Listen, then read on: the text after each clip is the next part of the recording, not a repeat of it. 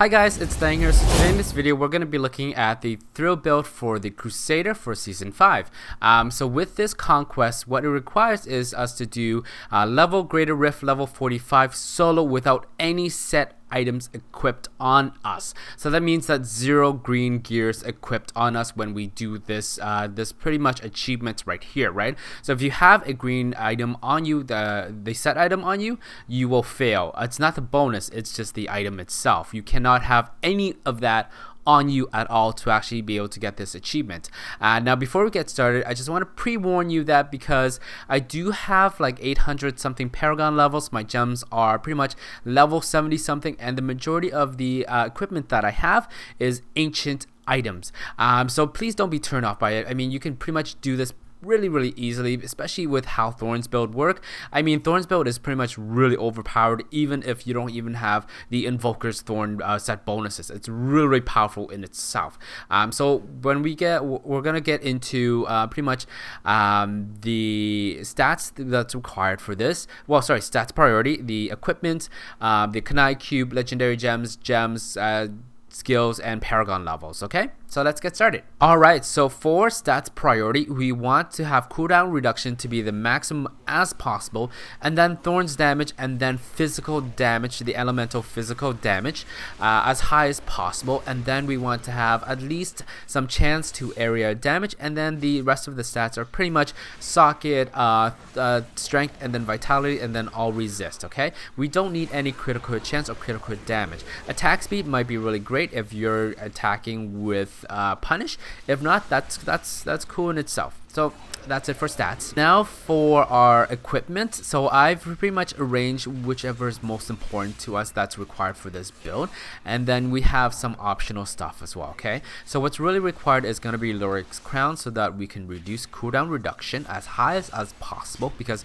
this is very important. We want our Akarat's Champion up as much as possible, Iron Skin and Bombardment as much as possible, because how the Legacy of Nightmare Bombardment work is to be able to synchronize the Iron Skin with the conventions of element, and then we do Bombardment so that we get the maximum damage as much as possible. But if you're seeing the video right here, you know, sometimes I don't synchronize it and it really doesn't matter to me. I just want to kill everything really fast, but we want to synchronize it as much as possible. That's why we will have the cooldown reduction as high as possible. Okay, so that's why we have Lyric's Crown. Next is going to be Heart of Iron, of course. That will increase our Thorns damage by our vitality right here, so we'll always have it required. Then we're going to need the Nemesis Bracers. The reason for these is that whenever we touch a pylon or click on it, an elite pack will spawn, so that will help us progress even faster. So instead of having to hunt for them, if there is none and there's tons of pylons around, well, at least 1 or 2 in one floor anyway, so that's why we want that one right there. Okay, next is going to be Illusory Boots right here. This will allow you to move through enemy mobs, especially when you don't have your steed charge up. So that's why we want it as best as we can. Now if you can't get Illusory Boots right here, you can always get the Firewalker Boots. Those are really great as well, a great alternative anyway. So that's there for you. And then for our other equipment, now there isn't really any good gloves, so you can use any gloves you want to. We actually want to use the St. Archie's gauge right here. So every single time an elite pack damages, we gain an absorption seal for 150% of our maximum life, so this will help us to survive. Okay, so that's why we want those gloves. Next is pretty much optional, Hexing Pants of Mr. Yan. Especially when we're always constantly moving, we'll always get a 25% increase in damage and resource generation, which honestly does not matter within this build itself. Now if you can't get the Hexing Pants of Mr. Yan, you can always get the Pox Fod, which pretty much releases a gas of poison, especially when you're around 3 or more enemies. So that's an alternative there for you. Other than that, there's not many great pair of pants. Next is going to be shoulders, which is also optional, whichever shoulders you want to use, because there are not that many great shoulders. Now we're using Death Watch Mantle. The reason is also because a Fan of Knives is pretty much physical, so that will be boosted by our physical plus damage. Okay, so that's why we want Fans of Knives, and it's actually pretty good. It procs a lot. The next required item that, oh, I should have put this above there, but anyways, the next required item is going to be the belt trove. This will pretty much call down bombardment at a random nearby enemy every 6 to 8 seconds. So if you have 6 seconds, that will be great. If you don't, that's still okay. Now, the call down of bombardment is not linked to your bombardment skill cooldown, so you can actually have double bombardment at the same time, or chain one after another. So that's really, this one is really required for this build itself. Okay. The next one is going to be the Hellfire Amulet. If you can get a passive that we need, that's great. If you can't, you know what? You can get the Flavor of Time, or one of those amulets that heals you from the certain elemental damage that you take. So those are great alternatives, but if not, Hellfire with Vigilance or anything that helps us survive would be good. And then the next rings are going to be pretty much Unity Ring is, I would say, required just to help you not take as much damage as you should. So that's there. And then the last ring is going to be Justice Lantern to help us gain some more damage by the block chance that we have. There's not many great rings to use, in my opinion anyway, so this is a good one to use. For weapons wise, we have actually a lot to choose from. We can use the Doombringer, which helps to increase our physical damage right there. Or we can use the Pig Sticker if you're using Punish instead of Shield Glare. Shield Glare, I think Shield Glare, yes. Pig Sticker just to attack faster. Or you can use the Nail Biter or the I'm sorry, I can't pronounce this one, to increase our Thorns damage.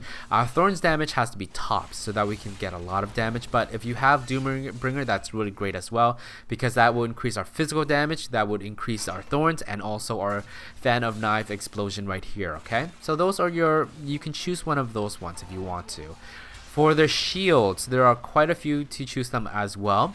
You can use the Lidless Wall right here, which increases your physical damage. Now, it won't always roll physical, but it is the only shield that pretty much I know of that will roll elemental damage. So you can re-roll that into physical if you want to. If you get something like this, that would be great. Except for the critical hit chance, which kind of sucks on there, but whatever. It's still good. I mean, I still have the Thorns damage, so that's Gucci. If you feel like you're dying a lot, you can use the Hollow Bulwark right here for Iron Skin to increase our block amount. So you can use that if you want to.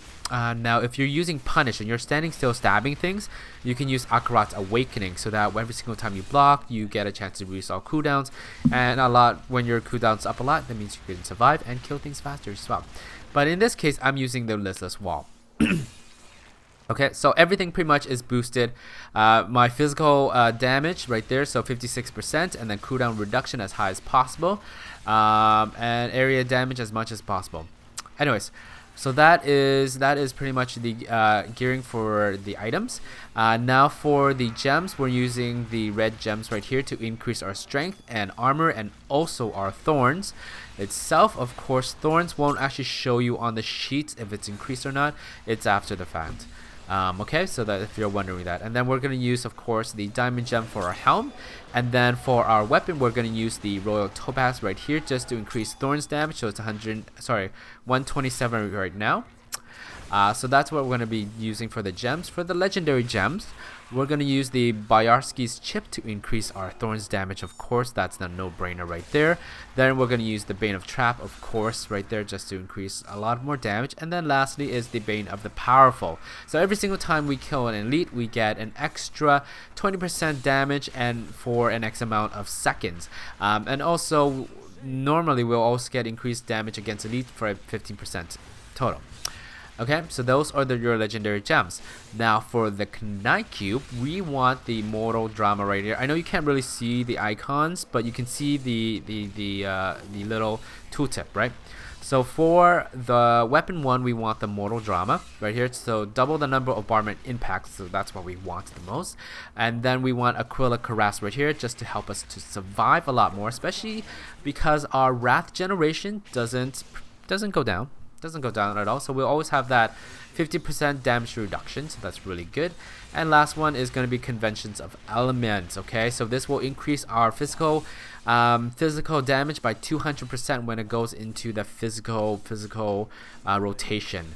So that's why we want Conventions of Elements. There is really not that many good items to choose from, so Conventions of Elements is a must. Okay, so that is pretty much our gears, and it's pretty easy. As you can see, I'm pretty much clearing this whole entire place really easily, not that hard at all. But like I said, I do have 800 something Paragon levels, and the majority of my gears is ancient, so it's pretty much easy for me. Okay, so for our skill wise, we will want to have celerity. Well, if you want to have punish, if you want to use punish with celerity, you can, but most of the time you want to use shield glare with divine verdicts right here, just to increase the damage of enemies taken. So if you want to use that, that's okay with me too. We'll always have Akarat's Champion with Profit, of course, that's a no-brainer. Iron Skin with reflective damage to increase our Thorns damage by 300% when it's active. So we want to synchronize this with Conventions of Elements, okay? So that means that it's going to be a massive amount of damage when this is synchronized with Conventions of Elements, physical damage right there. And once we activate that with the Conventions of Elements, we want to activate the Bombardment with Barrel of Spikes so that we get as much damage as possible, because Barrel of Spike damage of each barrel is increased by 200% of your Thorns. That's why we want to maximize the damage as much as possible. But as you can see in the video, I'm not really maximizing my damage. It really doesn't matter to me, so it's up to you. And then for laws, we want Laws of Justice, Decaying Strength, so that pretty much reduce the amount of damage you do, so a lot more survivability. And last one is Decharge with Spike Barding. The reason why we have Spike Barding instead of Endurance is because Bombardment takes a long time to recharge, and as you can see, I'm pretty much killing the mobs while I'm on this Decharge, which this with the Spike Barding. So it's really good as well. You can always have Iron Skin up without Conventions Element, and then hits Decharge while your Bombardment is still on cooldown, and it pretty much kills the mobs.